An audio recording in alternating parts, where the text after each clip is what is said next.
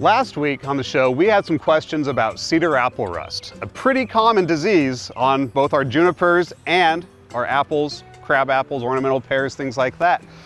Today, though, I'm going to be talking about something a little bit different. And so today, we're talking about Cedar Quince rust, caused by the fungal pathogen Gymnosporangium claviceps.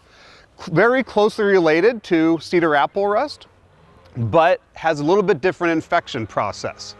Cedar Quince rust has a host range of over 400 different species within the Rosaceae family.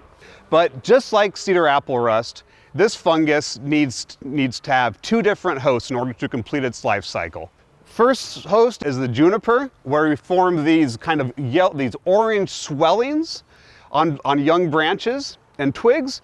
These swellings then produce basidiospores, which can remain infective for 4 to 6 years. In some cases, they can remain infective for up to 20 years.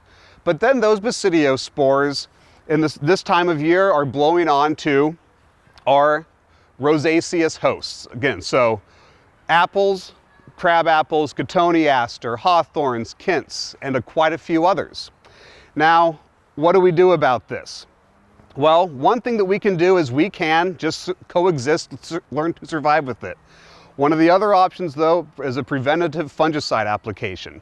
We typically don't need to apply a fungicide to our junipers, but you may want to apply a fungicide, something such as Captan or Mancozeb or chlorothalonil, to protect those rosaceous hosts.